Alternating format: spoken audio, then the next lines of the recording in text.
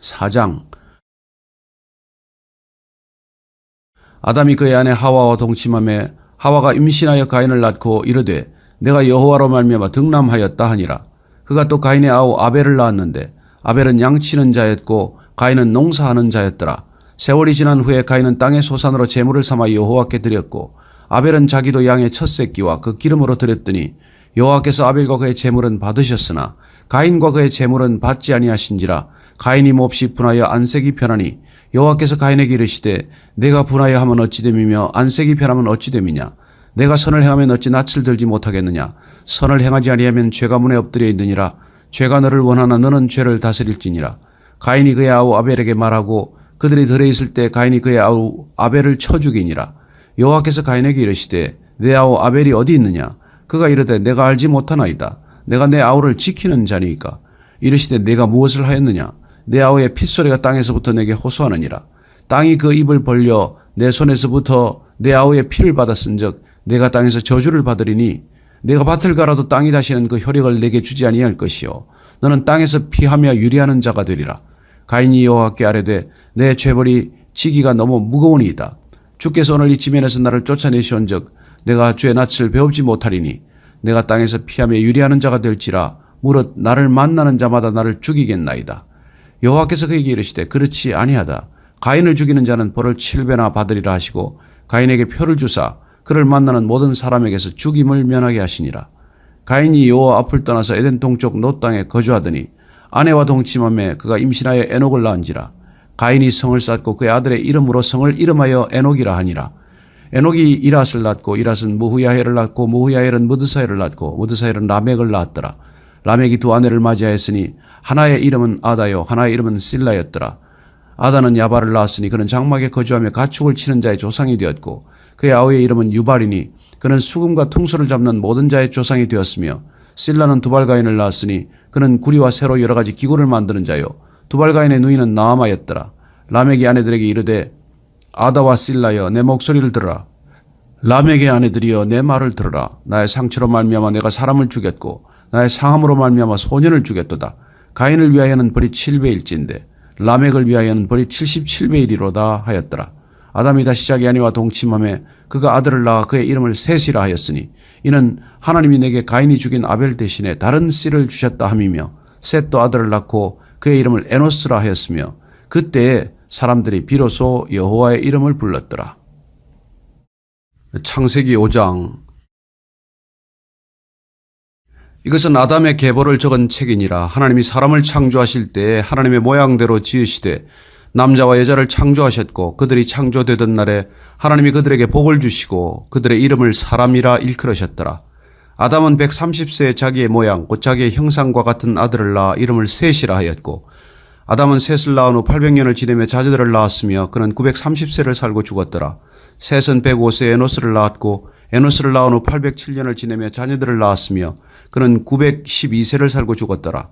에노스는 90세에 게난을 낳았고 게난을 낳은 후 815년을 지내며 자녀들을 낳았으며 그는 905세를 살고 죽었더라. 게난은 70세에 마할랄렐을 낳았고 마할랄렐을 낳은 후 840년을 지내며 자녀들을 낳았으며 그는 910세를 살고 죽었더라. 마할랄렐은 65세에 야렛을 낳았고 야렛을 낳은 후 830년을 지내며 자녀를 낳았으며 그는 895세를 살고 죽었더라. 야렛은 162세에 에녹을 낳았고 에녹을 낳은 후 800년을 지내며 자녀들을 낳았으며 그는 962세를 살고 죽었더라. 에녹은 65세에 무드셀라를 낳았고 무드셀라를 낳은 후 300년을 하나님과 동행하며 자녀들을 낳았으며 그는 365세를 살았더라. 에녹이 하나님과 동행하더니 하나님이 그를 데려가심으로 세상에 있지 아니하였더라. 무드셀라는 187세에 라멕을 낳았고 라멕을 낳은 후 782년을 지내며 자녀를 낳았으며 그는 969세를 살고 죽었더라. 라멕은 182세에 아들을 낳고 이름을 노아라 하여 이르되 여호와께서 땅을 저주하심으로 수고롭게 일하는 우리를 이 아들이 안위하리라 하였더라.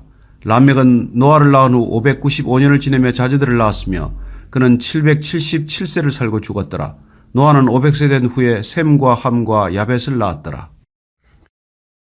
6장. 사람이 땅 위에 번성하기 시작할 때 그들에게서 딸들이 나니 하나님의 아들들이 사람의 딸들의 아름다움을 보고 자기들이 좋아하는 모든 여자를 아내로 삼는지라. 여호와께서 이르시되 나의 영이 영원히 사람과 함께 하지 아니하리니 이는 그들이 육신이 됨이라. 그러나 그들의 날은 120년이 되리라 하시니라. 당시의 땅에는 네피림이 있었고 그 후에도 하나님의 아들들이 사람의 딸들에게로 들어와 자식을 낳았으니 그들은 용사라 고대의 명성이 있는 사람들이었더라. 여호와께서 사람의 죄악이 세상에 가득함과 그의 마음으로 생각하는 모든 계획이 항상 악할 뿐임을 보시고 땅 위에 사람 지으셨음을 한탄하사 마음에 근심하시고 이르시되 내가 창조한 사람을 내가 지면에서 쓸어버리되 사람으로부터 가축과 기는 것과 공중의 새까지 그리하리니 이는 내가 그것들을 지었음을 한탄함이니라 하시니라. 그러나 노아는 여호와께 은혜를 입었더라. 이것이 노아의 족본이라. 노아는 의인이요 당대의 완전한 자라. 그는 하나님과 동행하였으며 세 아들을 낳았으니 셈과 함과 야벳이라. 그때 온 땅이 하나님 앞에 부패하여 포악함이 땅에 가득한지라. 하나님이 보신즉 땅이 부패하였으니 이는 땅에서 모든 혈육이 있는 자의 행위가 부패함이었더라. 하나님이 노아에게 이르시되 모든 혈육이 있는 자의 포악함이 땅에 가득하므로 그 끝날이 내 앞에 이르렀으니 내가 그들을 땅과 함께 멸하리라. 너는 고페르 나무로 너를 위하여 방주를 만들되 그 안에 칸들을 막고 역청을 그 안팎에 칠하라. 내가 만들 방주는 이러하니 그 길이는 300규빗, 너비는 50규빗, 높이는 30규빗이라. 거기에 창을 내되 위에서부터 한 규빗에 내고 그 문은 옆으로 내고 상중하 3층으로 할지니라. 내가 홍수를 땅에 일으켜 무릇 생명의 기운이 있는 모든 육체를 천하에서 멸절하리니 땅에 있는 것들이 다 죽으리라. 그러나 너와는 내가 내 언약을 세우리니 너는 내 아들들과 내 아내와 내 며느리들과 함께 그 방주로 들어가고 혈육 있는 모든 생물을 너는 각기 암수 한 쌍씩 방주로 이끌어들여 너와 함께 생명을 보존하게 하되 새가 그 종류대로 가축이 그 종류대로 땅에 기는 모든 것이 그 종류대로 각기 둘씩 네개로 낳아오리니 그 생명을 보존하게 하라. 너는 먹을 모든 양식을 네개로 가져다가 저축하라. 이것이 너와 그들의 먹을 것이 되리라. 노아가 그와 같이 하여 하나님이 자기에게 명하신 대로 다 준행하였더라. 7장. 여호와께서 노아에게 이르시되 너와 내 온 집은 방주로 들어가라. 이 세대에서 네가 내 앞에 의로움을 내가 보았음이니라. 너는 모든 정결한 짐승은 암수 7씩, 부정한 것은 암수 2씩을 네개로 데려오며 공중의 새도 암수 7씩을 데려와 그 씨를 온 지면에 유전하게 하라. 지금부터 7일이면 내가 40주야를 땅에 비를 내려 내가 지은 모든 생물을 지면에서 쓸어버리리라. 노아가 여호와께서 자기에게 명하신 대로 다 준행하였더라. 홍수가 땅에 있을 때에 노아가 600세라. 노아는 아들들과 아내와 며느리들과 함께 홍수를 피하여 방주에 들어갔고 정결한 짐승과 부정한 짐승과 새와 땅에 기는 모든 것은 하나님이 노아에게 명하신 대로 암수 2씩 노아에게 나와 방주로 들어갔으며 7일 후에 홍수가 땅에 덮이니 노아가 600세 되던 해 둘째 달 곧 그 달 11의 날이라. 그날에 큰 기품의 샘들이 터지며 하늘의 창문들이 열려 40주야를 비가 땅에 쏟아졌더라. 곧 그날에 노아와 그의 아들 셈, 함, 야벳과 노아의 아내와 세 며느리가 다 방주로 들어갔고 그들과 모든 들짐승이 그 종류대로 모든 가축이 그 종류대로 땅에 기는 모든 것이 그 종류대로 모든 새가 그 종류대로 무릇 생명의 기운이 있는 육체가 2씩 노아에게 나와 방주로 들어갔으니 들어간 것들은 모든 것의 암수라. 하나님이 그에게 명하신 대로 들어가매 여호와께서 그를 들여보내고 문을 닫으시니라. 홍수가 땅에 40일 동안 계속된지라. 물이 많아져 방주가 땅에서 떠올랐고 물이 더 많아져 땅에 넘침에 방주가 물 위에 떠다녔으며 물이 땅에 더욱 넘침에 천하의 높은 산이 다 잠겼더니 물이 불어서 15규빗이나 오르니 산들이 잠긴지라. 땅 위에 움직이는 생물이 다 죽었으니 곧 새와 가축과 들짐승과 땅에 기는 모든 것과 모든 사람이라. 육지에 있어 그 코에 생명의 기운에 숨이 있는 것은 다 죽었더라. 지면의 모든 생물을 쓸어버리시니 곧 사람과 가축과 기는 것과 공중의 새까지라. 이들은 땅에서 쓸어버림을 당하였으되 오직 노아와 그와 함께 방주에 있던 자들만 남았더라. 물이 150일을 땅에 넘쳤더라. 34장. 여호와께서 모세에게 말씀하여 이르시되 너는 이스라엘 자손에게 명령하여 그들에게 이르라. 너희가 가나안 땅에 들어가는 때에 그 땅은 너희의 기업이 되리니 곧 가나안 사방지경이라. 너희 남쪽은 에돔 곁에 접근한 신광야니 너희의 남쪽 경계는 동쪽으로 염해 끝에서 시작하여 돌아서 아그라빔 언덕 남쪽에 이르고 신을 지나 가데스바네아 남쪽에 이르고 또 하살아다를 지나 아스몬에 이르고 아스몬에서 돌아서 애굽 시내를 지나 바다까지 이르느니라. 서쪽 경계는 대해가 경계가 되나니 이는 너희의 서쪽 경계니라. 북쪽 경계는 이러하니 대해에서부터 호르산까지 그어라. 호르산에서 그 하맛 어귀에 이르러 스닷에 이르고 그 경계가 또 시브론을 지나 핫살 에난에 이르나니 이는 너희의 북쪽 경계니라. 너희의 동쪽 경계는 핫살 에난에서 그 스밤에 이르고 그 경계가 또 스밤에서 리블라로 내려가서 아인 동쪽에 이르고 또 내려가서 긴네렛 동쪽 해변에 이르고 그 경계가 또 요단으로 내려가서 염해에 이르나니 너희 땅의 사방 경계가 이러하니라. 모세가 이스라엘 자손에게 명령하여 이르되 이는 너희가 제비 뽑아 받을 땅이라. 여호와께서 이것을 9지파 반쪽에게 주라고 명령하셨나니 이는 르우벤 자손의 지파와 갓 자손의 지파가 함께 그들의 조상의 가문에 따라 그들의 기업을 받을 것이며 므낫세 반쪽도 기업을 받았음이니라. 이 두 지파와 그 반 지파는 여리고 맞은편 요단 건너편 곧 해돋는 쪽에서 그들의 기업을 받으리라. 여호와께서도 모세에게 말씀하여 이르시되 너희에게 땅을 기업으로 나눌 자의 이름은 이러하니 제사장 엘르아살과 눈의 아들 여호수아니라. 너희는 또 기업의 땅을 나누기 위하여 각 지파의 한 지휘관씩 택하라. 그 사람들의 이름은 이러하니 유다 지파에서는 여분네 아들 갈렙이요 시몬 지파에서는 암미후스의 아들 스무엘이요 베냐민 지파에서는 기슬론의 아들 엘리다시요 단 자손 지파에서는 지휘관 요글리의 아들 붓기요 요셉 자손 중 므낫세 자손 지파에서는 지휘관 에봇의 아들 한니엘이요 에브라임 자손 지파에서는 지휘관 십단의 아들 그무엘이요 스불론 자손 지파에서는 지휘관 바르낙의 아들 엘리사반이요 이사갈 자손 지파에서는 지휘관 아산의 아들 발디엘이요 아셀 자손 지파에서는 지휘관 슬로미의 아들 아히훗이요 납달리 자손 지파에서는 지휘관 암미훗의 아들 부다헬이니라 하셨느니라. 이들이 여호와께서 명령하사 가나안 땅에서 이스라엘 자손에게 기업을 받게 하신 자들이니라. 35장 여호와께서 여리고 맞은편 요단 강가 모압 평지에서 모세에게 말씀하여 이르시되 이스라엘 자손에게 명령하여 그들이 받은 기업에서 레위인에게 거주할 성읍들을 주게 하고 너희는 또 그 성읍들을 두르고 있는 초장을 레위인에게 주어서 성읍은 그들의 거처가 되게 하고 초장은 그들의 재산인 가축과 짐승들을 둘 곳이 되게 할 것이라. 너희가 레위인에게 줄 성읍들의 들은 성벽에서부터 밖으로 사방 1000규빗이라. 성을 중앙에 두고 성밖 동쪽으로 2000규빗, 남쪽으로 2000규빗, 서쪽으로 2000규빗, 북쪽으로 2000규빗을 측량할지니 이는 그들의 성읍의 들이며 너희가 레위인에게 줄 성읍은 살인자들이 피하게 할 도피성으로 6성읍이요 그 외에 42성읍이라. 너희가 레위인에게 모두 48성읍을 주고 그 초장도 함께 주되 너희가 이스라엘 자손의 소유에서 레위인에게 너희가 성읍을 줄 때 많이 받은 자에게서는 많이 떼어서 주고 적게 받은 자에게서는 적게 떼어 줄 것이라. 각기 받은 기업을 따라서 그 성읍들을 레위인에게 줄지니라. 여호와께서도 모세에게 말씀하여 이르시되 이스라엘 자손에게 말하여 그들에게 이르라. 너희가 요단강을 건너 가나안 땅에 들어가거든 너희를 위하여 성읍을 도피성으로 정하여 부지 중에 살인한 자가 그리로 피하게 하라. 이는 너희가 복수할 자에게서 도피하는 성을 삼아 살인자가 회중 앞에 서서 판결을 받기까지 죽지 않게 하기 위함이니라.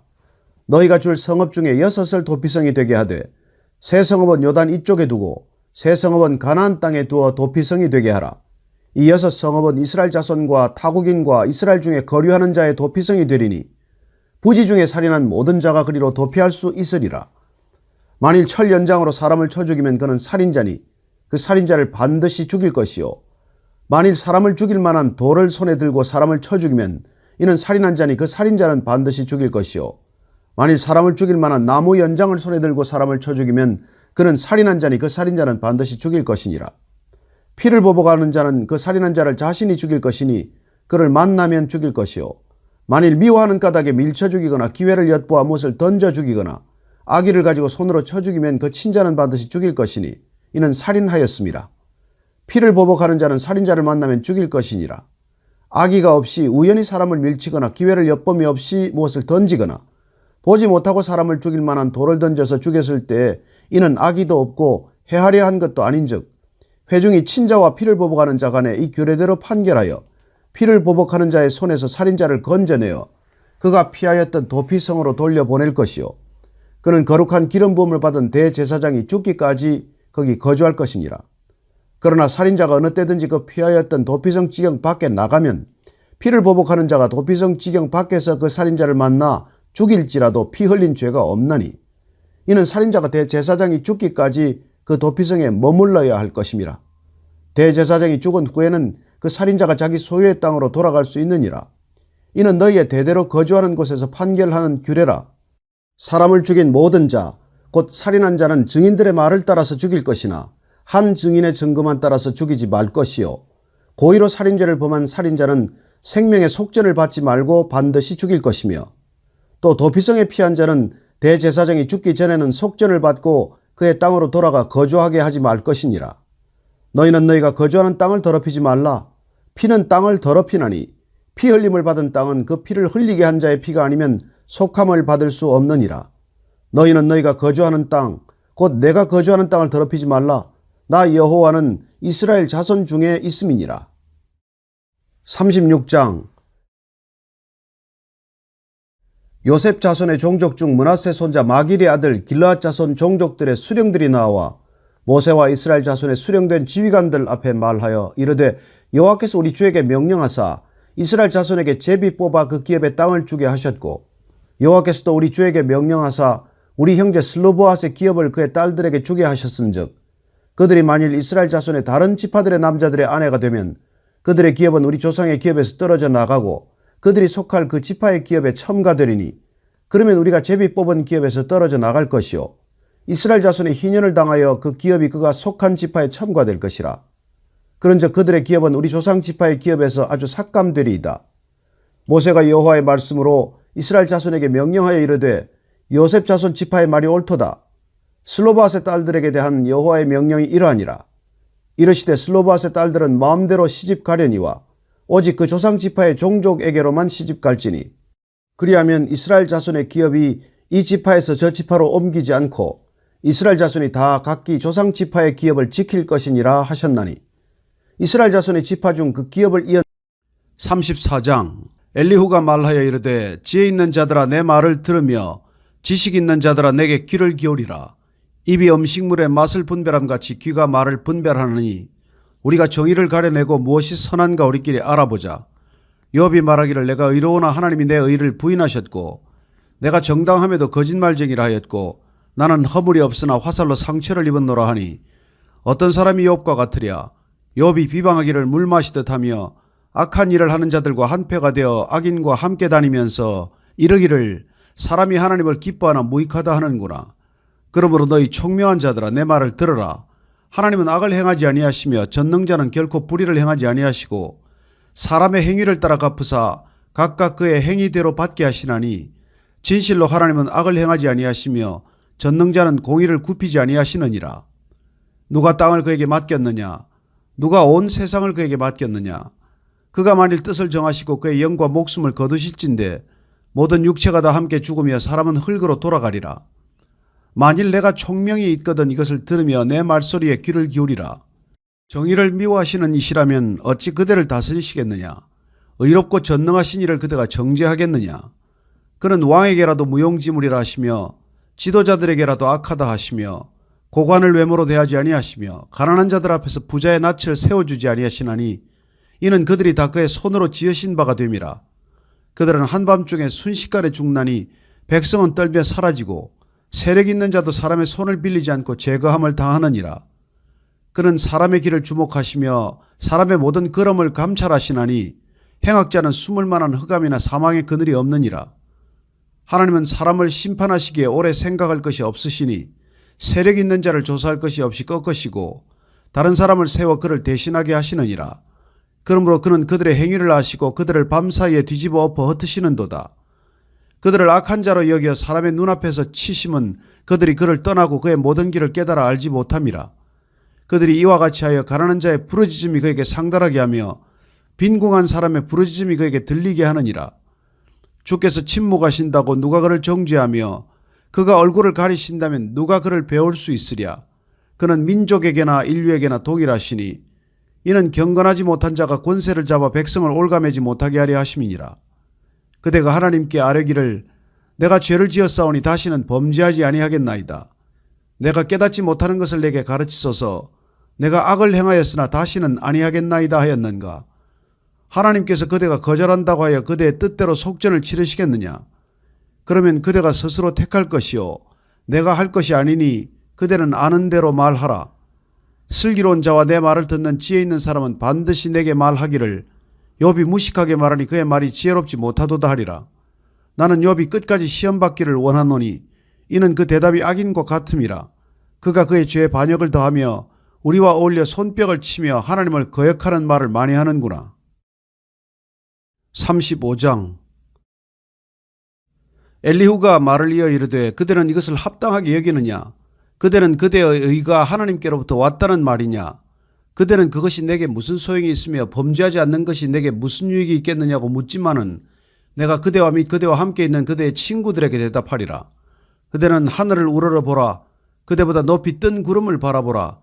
그대가 범죄한들 하나님께 무슨 영향이 있겠으며 그대의 악행이 가득한들 하나님께 무슨 상관이 있겠으며 그대가 의로운들 하나님께 무엇을 드리겠으며 그가 그대의 손에서 무엇을 받으시겠느냐?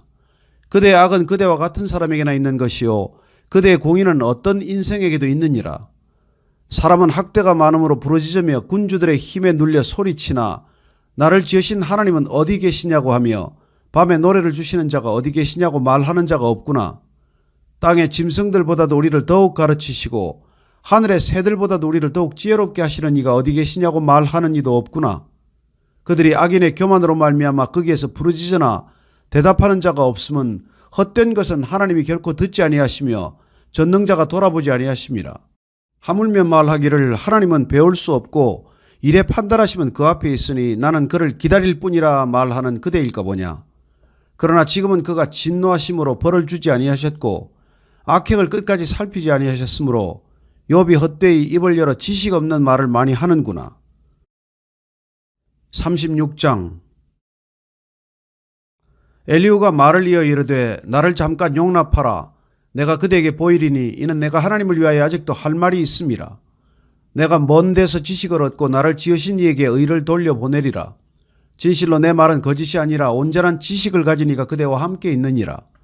하나님은 능하시나 아무도 멸시하지 아니하시며 그의 지혜가 무궁하사 악인을 살려두지 아니하시며 고난받는 자에게 공의를 베푸시며 그의 눈을 의인에게서 떼지 아니하시고 그를 왕들과 함께 왕좌에 앉히사 영원토록 존귀하게 하시며 혹시 그들이 족쇄에 매이거나 환난의 줄에 얽혔으면 그들의 소행과 악행과 자신들의 교만한 행위를 알게 하시고 그들의 귀를 열어 교훈을 듣게 하시며 명하여 죄악에서 돌이키게 하시나니 만일 그들이 순종하여 섬기면 형통한 날을 보내며 즐거운 해를 지낼 것이요 만일 그들이 순종하지 아니하면 칼에 망하며 지식 없이 죽을 것이니라.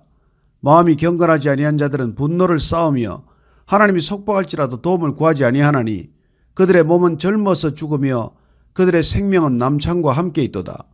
하나님은 곤고한 자를 그 곤고에서 구원하시며 학대당할 즈음에 그의 귀를 여시나니 그러므로 하나님이 그들을 환난에서 이끌어내사 좁지 않고 넉넉한 곳으로 옮기려 하셨은즉 무릇 그대의 상에는 기름진 것이 놓이리라. 이제는 악인의 받을 벌이 그대에게 가득하였고 심판과 정의가 그대를 잡았나니 그대는 분노하지 않도록 조심하며 많은 뇌물이 그대를 그릇된 길로 가게 할까 조심하라. 그대의 부르짖음이나 그대의 능력이 어찌 능히 그대가 곤고한 가운데서 그대를 유익하게 하겠느냐. 그대는 밤을 사모하지 말라.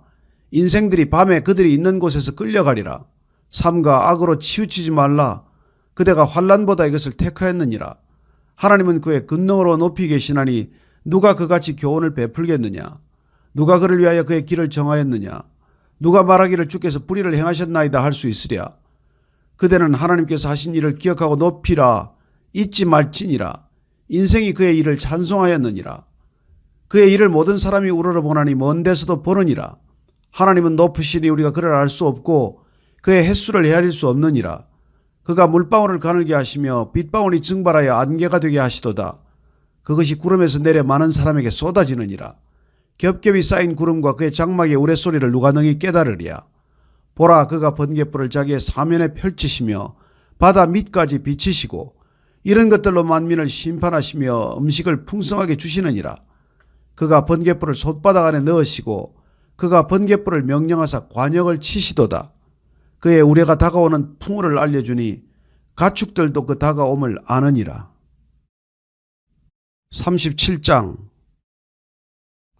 이로 말미암아 내 마음이 떨며 그 자리에서 흔들렸도다. 하나님의 음성 곧 그의 입에서 나오는 소리를 똑똑히 들으라. 그 소리를 천하에 펼치시며 번갯불을 땅 끝까지 이르게 하시고 그 후에 음성을 발하시며 그의 위험찬 소리로 천둥을 치시며 그 음성이 들릴 때 번개를 멈추게 아니하시느니라. 하나님은 놀라운 음성을 내시며 우리가 헤아릴 수 없는 큰 일을 행하시느니라. 눈을 명하여 땅에 내리라 하시며 적은 비와 큰 비도 내리게 명하시느니라. 그가 모든 사람의 손에 표를 주시어 모든 사람이 그가 지으신 것을 알게 하려 하심이라. 그러나 짐승들은 땅 속에 들어가 그 처소에 머무느니라. 폭풍우는 그 밀실에서 나오고 추위는 북풍을 타고 오느니라. 하나님의 입김이 얼음을 얼게 하고 물의 너비를 줄어들게 하느니라. 또한 그는 구름에 습기를 실으시고 그의 번개로 구름을 흩어지게 하시느니라. 그는 감싸고 도시며 그들의 할 일을 조종하시느니라. 그는 땅과 육지 표면에 있는 모든 자들에게 명령하시느니라. 혹은 징계를 위하여 혹은 땅을 위하여 혹은 긍휼을 위하여 그가 이런 일을 생기게 하시느니라. 욥이여 이것을 듣고 가만히 서서 하나님의 오묘한 일을 깨달으라. 하나님이 이런 것들에게 명령하셔서 그 구름의 번개로 번쩍거리게 하시는 것을 그대가 아느냐? 그대는 겹겹이 쌓인 구름과 완전한 지식의 경이로움을 아느냐? 땅이 고요할 때 남풍으로 말미암아 그대의 의복이 따뜻한 가닥을 그대가 아느냐? 그대는 그를 도와 구름장들을 두들겨 넓게 만들어 녹여 부어 만든 거울같이 단단하게 할 수 있겠느냐? 우리가 그에게 할 말을 그대는 우리에게 가르치라. 우리는 아둔하여 아뢰지 못하겠노라. 내가 말하고 싶은 것을 어찌 그에게 고할 수 있으랴? 삼켜지기를 바랄 자가 어디 있으랴? 그런즉 바람이 불어 하늘이 말끔하게 되었을 때 그 밝은 빛을 아무도 볼 수 없느니라. 북쪽에서는 황금 같은 빛이 나오고 하나님께는 두려운 위험이 있느니라. 전능자를 우리가 찾을 수 없나니 그는 권능이 지극히 크사 정의나 무한한 공의를 굽히지 아니하심이니라. 그러므로 사람들은 그를 경외하고 그는 스스로 지혜롭다 하는 모든 자를 무시하시느니라. 38장.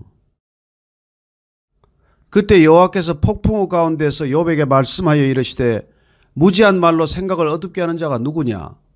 너는 대장부처럼 허리를 묶고 내가 네게 묻는 것을 대답할지니라. 내가 땅에 기초를 놓을 때에 내가 어디 있었느냐? 내가 깨달아 알았거든 말할지니라. 누가 그것의 도량법을 정하였는지 누가 그 줄을 그것의 위에 띄웠는지 내가 아느냐? 그것의 주추는 무엇 위에 세웠으며 그 모퉁이 돌을 누가 놓았느냐? 그때 새벽 별들이 기뻐 노래하며 하나님의 아들들이 다 기뻐 소리를 질렀느니라. 바다가 그 모태에서 터져나올 때 문으로 그것을 가둔 자가 누구냐? 그때 내가 구름으로 그 옷을 만들고 흑암으로 그 강보를 만들고 한계를 정하여 문 빗장을 지르고 이르기를 내가 여기까지 오고 더 넘어가지 못하리니 내 높은 파도가 여기서 그칠지니라 하였노라. 내가 너의 날에 아침에게 명령하였느냐? 새벽에게 그 자리를 일러주었느냐? 그것으로 땅끝을 붙잡고 악한 자들을 그 땅에서 떨쳐버린 일이 있었느냐? 땅이 변하여 진흙에 인친 것 같이 되었고 그들은 옷같이 나타나되 악인에게는 그 빛이 차단되고 그들의 높이 든 팔이 꺾이느니라. 내가 바다에 샘에 들어갔었느냐? 깊은 물 밑으로 걸어다녀 보았느냐? 사망의 문이 내게 나타났느냐? 사망의 그늘진 문을 내가 보았느냐? 땅의 너비를 내가 측량할 수 있느냐? 내가 그 모든 것들을 다 알거든 말할지니라. 어느 것이 광명이 있는 곳으로 가는 길이냐? 어느 것이 흑암이 있는 곳으로 가는 길이냐? 너는 그의 지경으로 그를 데려갈 수 있느냐? 그의 집으로 가는 길을 알고 있느냐? 내가 아마도 알리라. 내가 그때 태어났으리니 너의 횟수가 많음이니라. 내가 눈 곳간에 들어갔었느냐? 우박 창고를 보았느냐?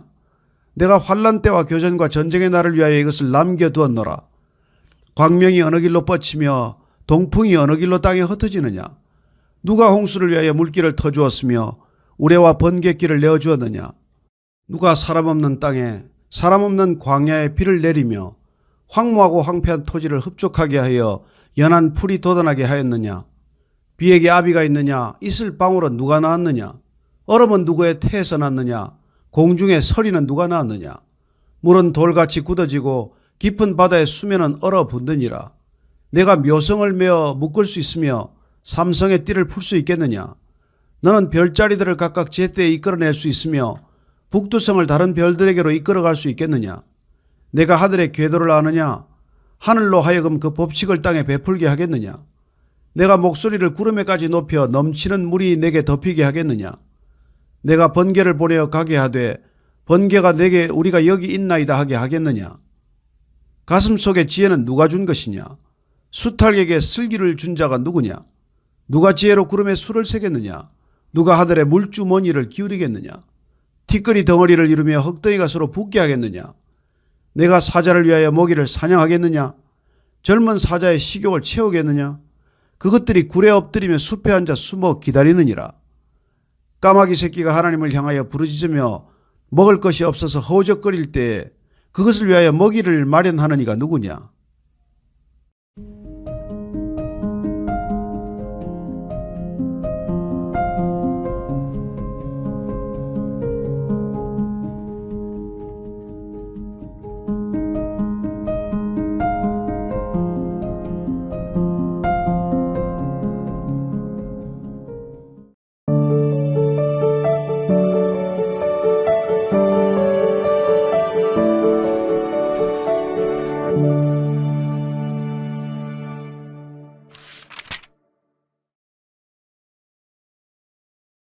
신약 시대로 넘어가서 오늘 세례 요한에 관한 얘기를 좀 읽도록 하겠습니다. 마태복음 3장 1절에서 12절까지인데 한번 자막 띄워놓으면 같이 한번 읽으시면 좋겠습니다.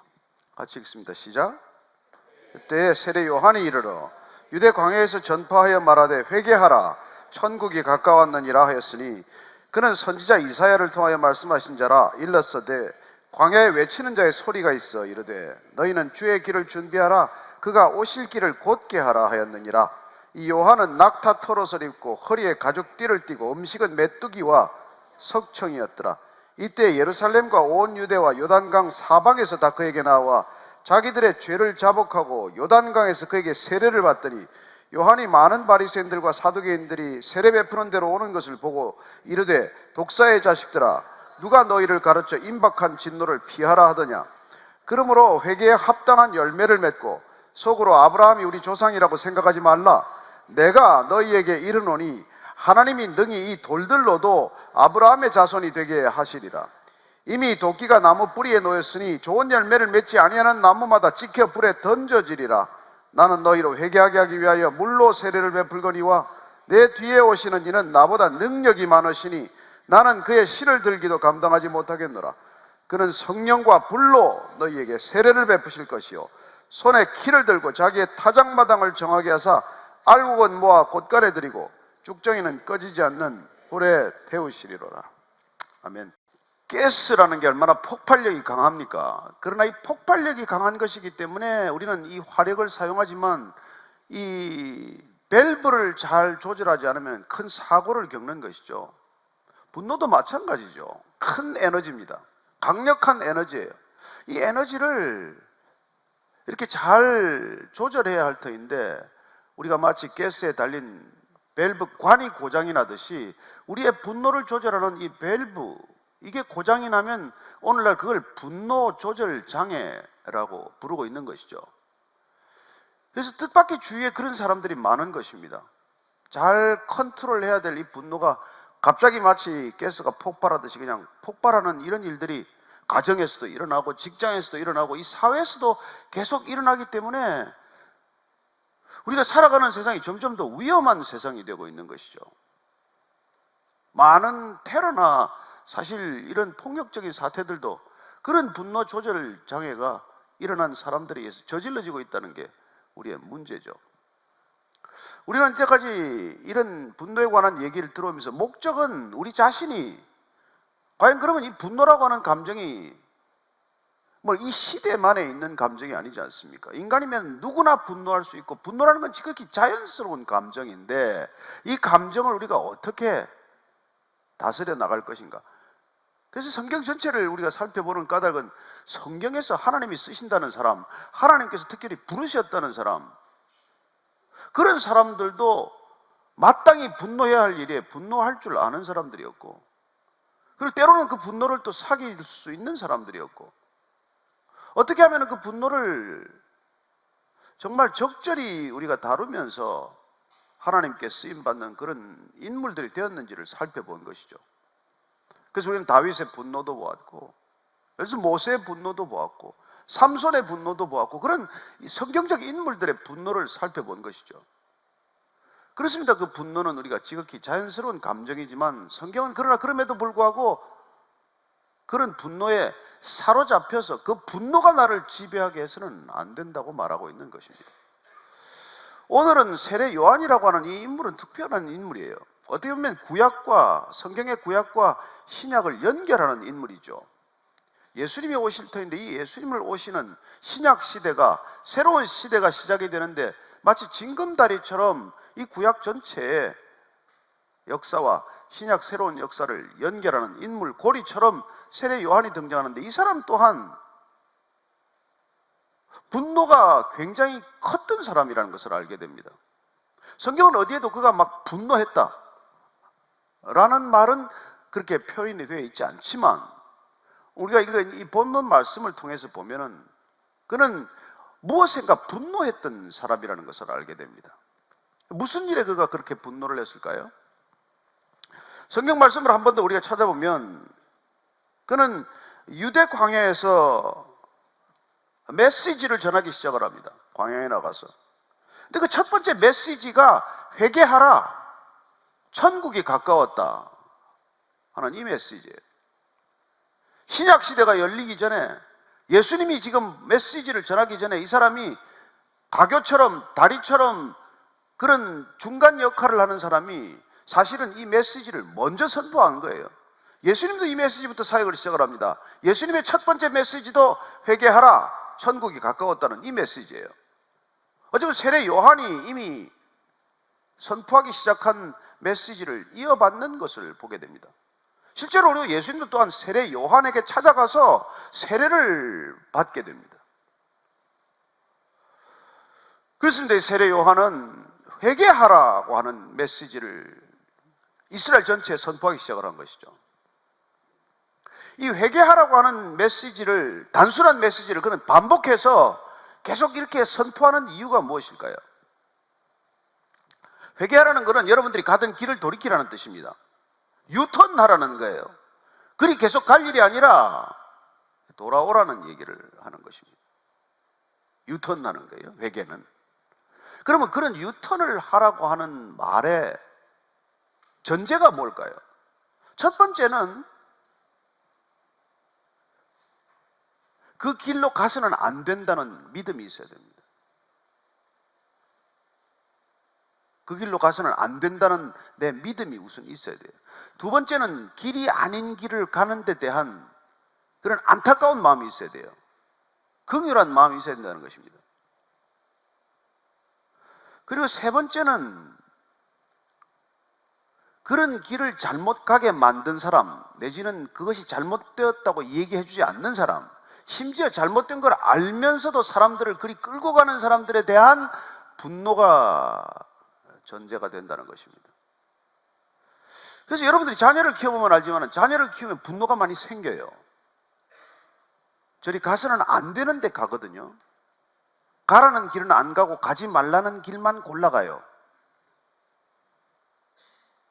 우리가 뭐 사춘기가 요새는 빨라져서 옛날에는 저희들 어릴 때는 고등학교 때 사춘기라고 그러는데 지금은 그건 너무나 큰 지진하고 사춘기는 초등학교 때 다 이게 뭐 마치 지나가야 되는 것처럼 그렇게 얘기를 하는데 어쨌든 말을 안 듣기 시작할 때 보면은 부모가 원하는 길을 절대로 안 갑니다.